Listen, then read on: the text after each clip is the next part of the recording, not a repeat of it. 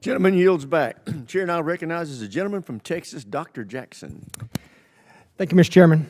Thank you, Secretary Hegseth and General Kane and Mr. Hurst for your bold leadership and for your time today. I really appreciate it. I can't tell you how awesome this hearing is today. It's fantastic. After someone who sit up here for 4 years during the last administration, this is a great day. Despite some of the crazy and disrespectful comments from some in this room, the Department of War is back. Today is a win because we are discussing American power and dominance, national security, and making America great again. There may be differences in how we go about that, but at least we are not wasting all of our time talking about how to restructure the Department of War into a social experiment that appeases the far-left woke agenda that existed for the last 4 years. Thank God those 4 years of the disastrous Biden administration are done. On behalf of someone who served 25 years on active duty and almost everyone I know currently serving in uniform, thank you, Mr. Secretary, for saving the department. Okay, my question. The U.S. Special Operations Command budget has been relatively flat over the past decade, failing to keep pace with inflation and reducing the command's purchasing power by 14%. I was disappointed to see that SOCOM's FY27 budget request was only $223 million higher than last year's enacted level, dropping even further from an already less than 2% to now just above 1% of the department's overall budget. All of this comes despite being increasingly asked to do more. From 2023 to 2025, there was a 35% increase in combatant command demand for soft capabilities. And last year alone, SOCOM was unable to satisfy roughly 70 mission-specific requests due to resource and capacity restraints. Secretary Hegseth, I have appreciated the opportunity to meet with members of your team and leaders like ASW Solik Anderson and SOCOM Commander Admiral Bradley as we work to grow the SOCOM top line for future fiscal years. Can you discuss the critical role soft plays in underpinning deterrence, and do you agree with the urgent need to grow the SOCOM budget accordingly? Well, Congressman, thank you for your words, and I wholeheartedly agree. When you look at the burden that SOCOM shoulders on behalf of the Joint Force, it's incredible and it's significant. And so many of the things we have accomplished would not have been possible without the incredible leadership of Admiral Bradley, General Braga, and others inside that community and what they do. I recognize your desire for increased funding beyond what is in FY27. We have and will continue to look at that. That needs to happen.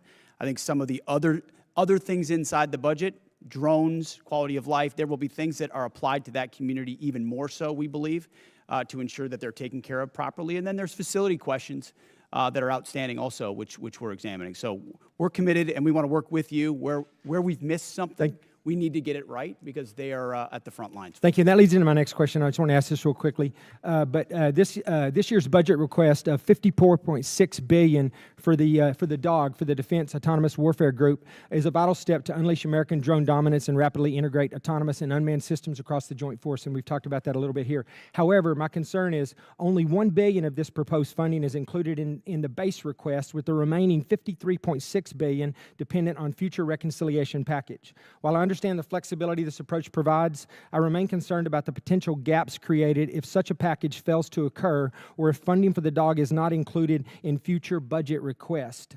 And like you said, I'm hoping that SOCOM is a big part of this. But to avoid critical capability gaps, how is the department planning to fully fund DAWG at the $54.6 billion if reconciliation stalls, or if the department, or does the department intend to transition funds for autonomous requirements into the base budget for future years? And additionally, as you mentioned, how will the department ensure SOCOM receives and executes portions of this funding to meet future mission requirements?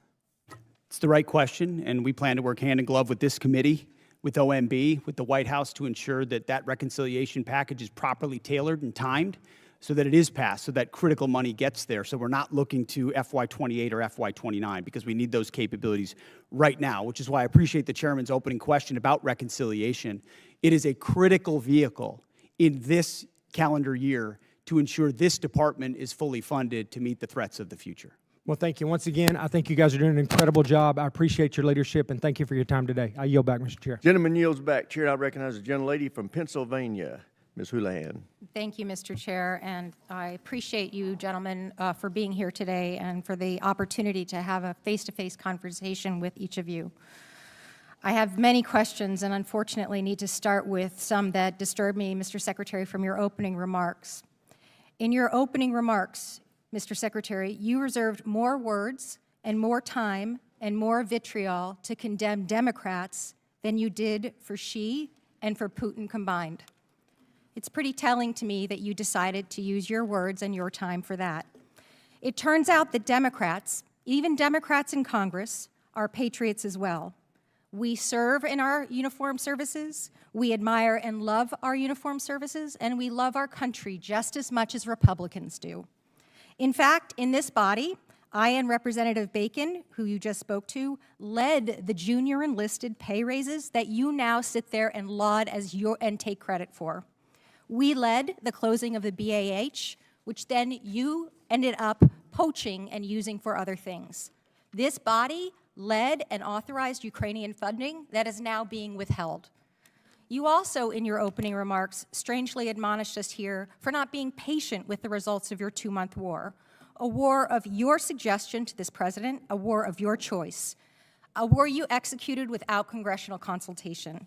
And so it shouldn't be shocking, sir, Mr. Secretary, that we have questions. Indeed, it's constitutionally our right to do so.